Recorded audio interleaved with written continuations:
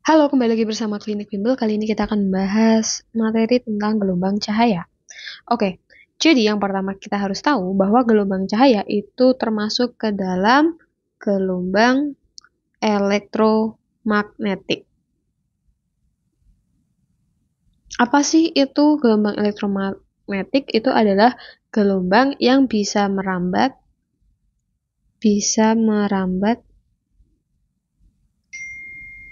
dengan medium atau tanpa medium.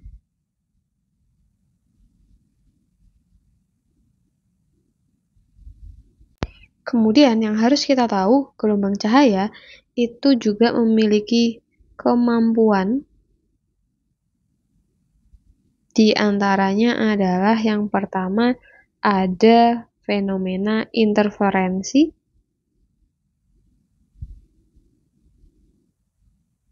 kemudian ada lagi difraksi, kemudian ada dispersi,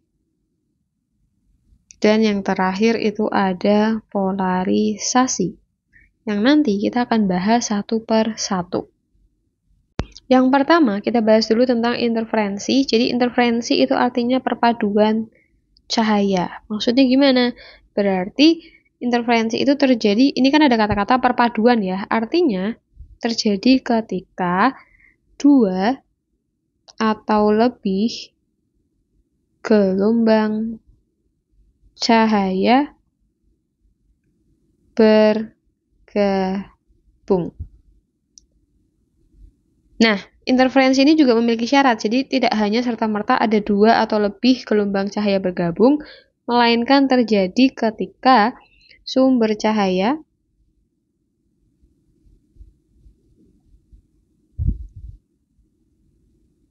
bersifat koheren.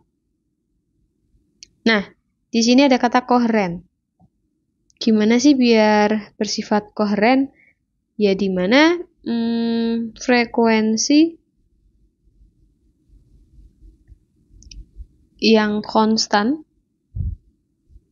kemudian amplitudo tetap, sama ada perbedaan fase yang konstan. Kemudian pada interferensi atau perpaduan cahaya itu nanti kita cari yang namanya jarak terang dan gelap yang berdekatan. Nah, rumusnya tuh untuk mencari itu.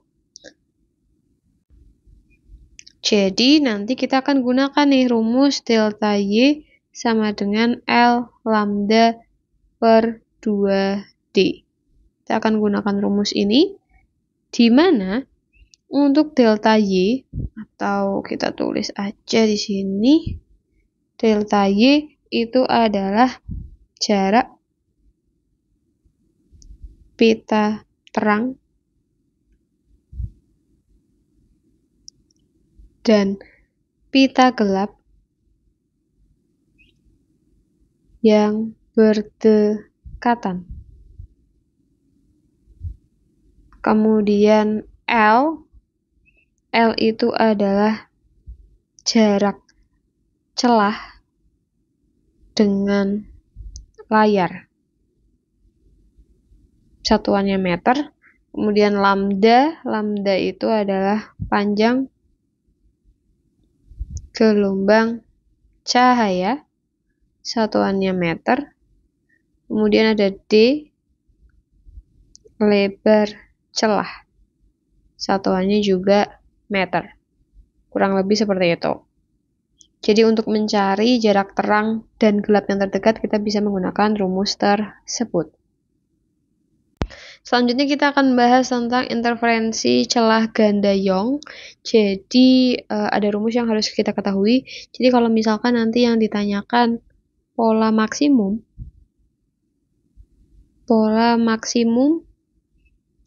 itu biasanya disebut sebagai pola terang. Itu kita gunakan rumus D sin theta sama dengan N kali lambda. Kemudian kalau yang ditanyakan itu adalah pola minimum atau pola gelap, maka kita akan gunakan rumus D sin theta sama dengan N plus setengah kali lambda. Seperti ini, di mana nanti keterangannya adalah D itu adalah jarak celah, satuannya meter, theta itu adalah sudut deviasi, satuannya derajat, N itu adalah orde interferensi, dimulai dari 0, 1, 2, dan seterusnya. Lalu ada lambda, yaitu panjang gelombang, satuannya adalah meter. Kemudian, ada rumus lagi di mana kita mencari jarak antar puncak terang ke N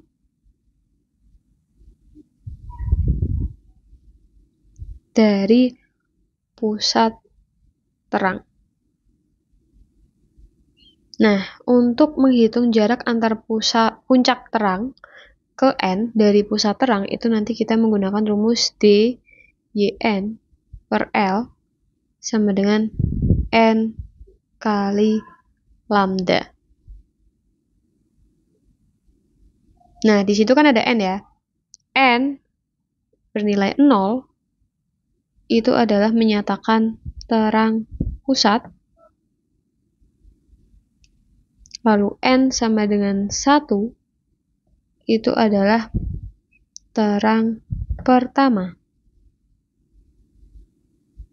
Kemudian N sama dengan 2 itu adalah terang kedua. Nah, selanjutnya kita akan tuliskan rumus lagi. Kalau misalkan menghitung jarak gelap ke N dari pusat terang, itu kita gunakan rumus D YN per L sama dengan N plus setengah dikali lambda. Di mana, ini kita kotakin dulu, di mana YN itu adalah jarak terang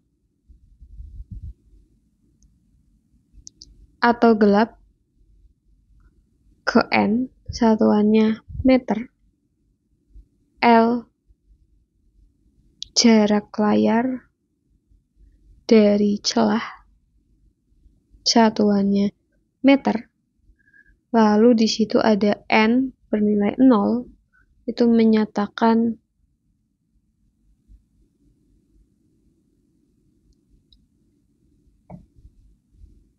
terang pusat. N sama dengan 1, gelap pertama,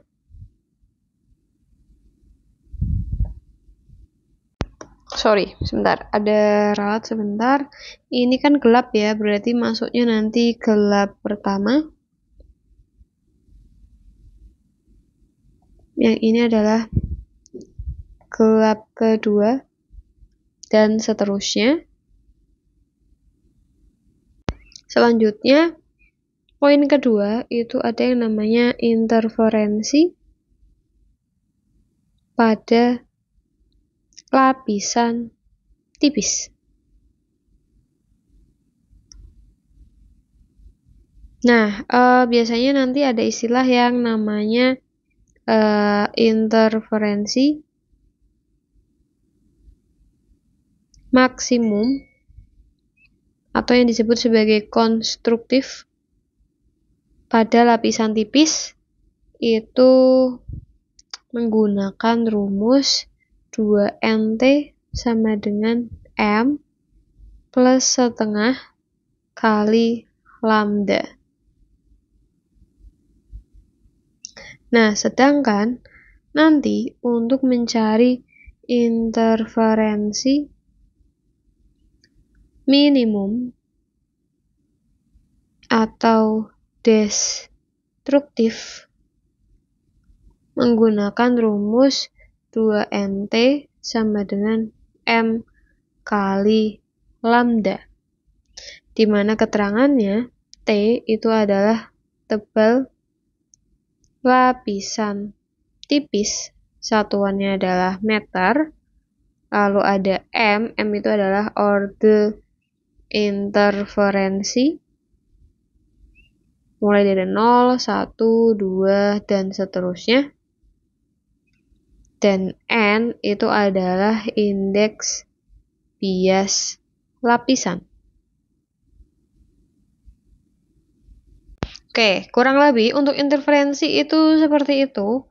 Nah, tadi kan kita bahas tentang interferensi celah ganda. Biasanya soalnya cukup banyak ya yang muncul. Maka kita coba jabarkan dulu. Kurang lebih gambarannya seperti apa sih? Nah, kita taruh di bawah aja. Interferensi celah ganda. Biar kalian lebih paham.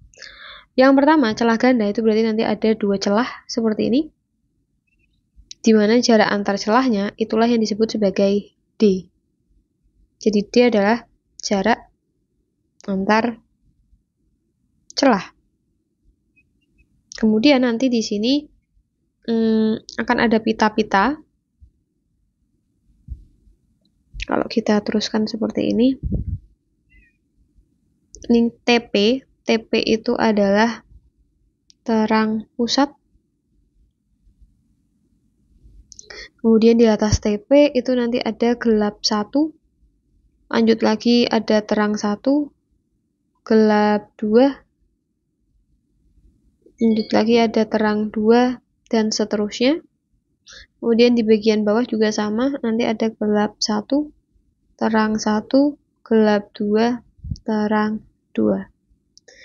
Nah, kemudian di sini jarak antar terang pusat ke terang 1 itu nanti simbolnya adalah Y terang 1 gitu.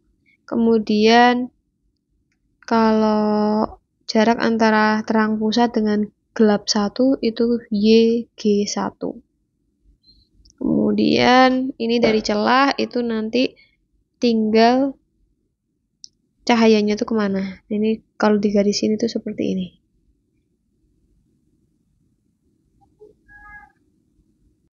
Kemudian sebentar. Ini celahnya, jarak antara celah ke pita itu kita sebut sebagai L. L itu apa? L itu adalah jarak celah ke pita atau ke layar. Ya, itu adalah L. Oke, seperti itu.